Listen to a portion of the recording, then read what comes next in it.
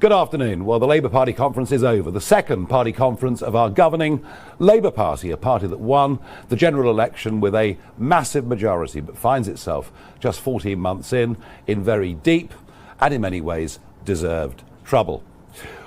It's been an extraordinary conference. I've been watching party conferences for half a century. Never before have I seen one name so dominate a conference, and the remarkable thing is it's somebody that isn't even a member of the Labour Party. Yes, it's me, Nigel Farage, and I thought the Mac cartoon on the front of today's Telegraph summed the whole thing up rather beautifully. The sketch was two delegates leaving the Labour Party conference, one saying to the other, next year we're going to the Reform conference because they don't talk about Nigel Farage all the time. It has been obsessive, whether it's the Home Secretary, whether it's the Health Secretary. It is a constant attack on me and what I stand for and what we as Reform UK, a party that has led the opinion polls now for over 100 polls. It's an attack on everything that we stand for and believe in. What I've learnt this week is that the government are incapable of beating us on our arguments. And as a result, the Prime Minister has decided to descend into the gutter and all of his cabinet with him. Let us be clear. Reform want illegal migrants deported from our country. And as I speak, a further 400 have crossed the English Channel today.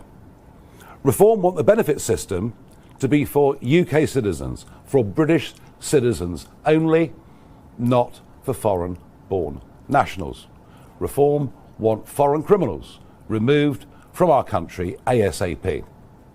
Labour says these policies are racist and immoral, and by implication, Reform supporters, Reform voters, Reform sympathisers are racist too. Yes, if you think we should control our borders, you are, by the definition of the Prime Minister and his cabinet, all racists. Now, I don't normally worry about abuse being thrown at me. I've got kind of used to it over the course of the last few years. But to accuse countless millions of being racist is a very, very low blow. Why? Well, this language will incite and encourage the radical left. I'm thinking of Antifa and other organisations like that.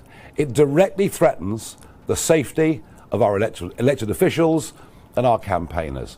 And frankly, in the wake of the Charlie Kirk murder, I think this is an absolute disgrace. I used to think the Prime Minister was a decent man, somebody that I could talk to and chat to. We might disagree on worldview, but I thought he was a profoundly decent human being.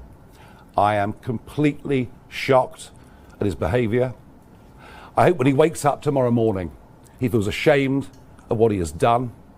This is a desperate last throw of the dice from a Prime Minister who's in deep trouble, a Prime Minister who can't even command the support of half of his own party. But I'm sorry to say, I now believe that he is unfit to be the Prime Minister of our country.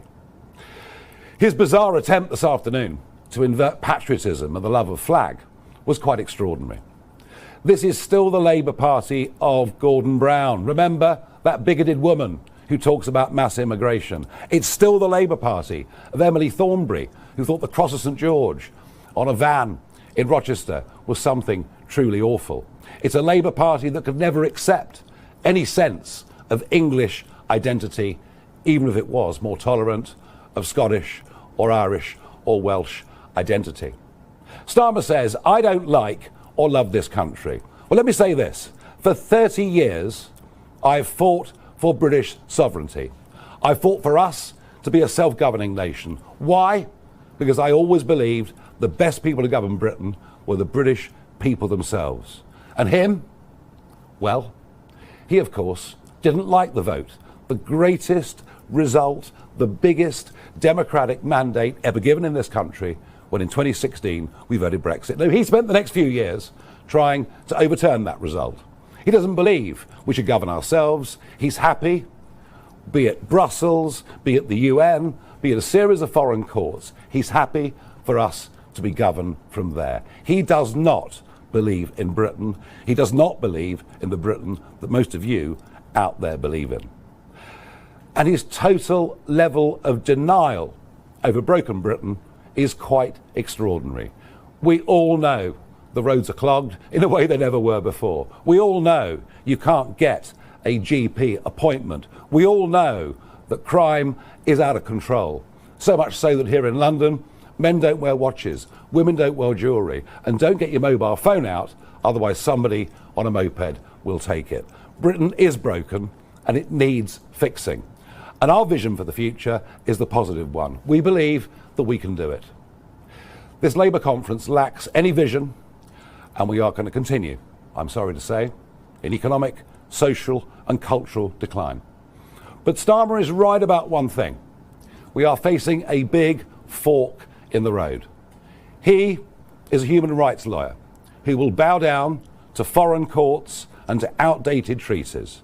And he has no idea of the division that open borders have caused within our communities, or indeed the anger and a sense of unfairness that people feel over two-tier policing and two-tier justice under two-tier care. What he and the rest don't understand, and the reason we're leading in the polls, is this country has had enough of a failing, gutless political class. It wants real change. Now look, I'm not a vindictive person in any way at all, but reform will teach Keir Starmer and the Labour Party a lesson next May. Next May are our equivalent of the midterms, when the whole of Wales, Scotland, London and many other parts of the country will go out to vote on the first Thursday in May.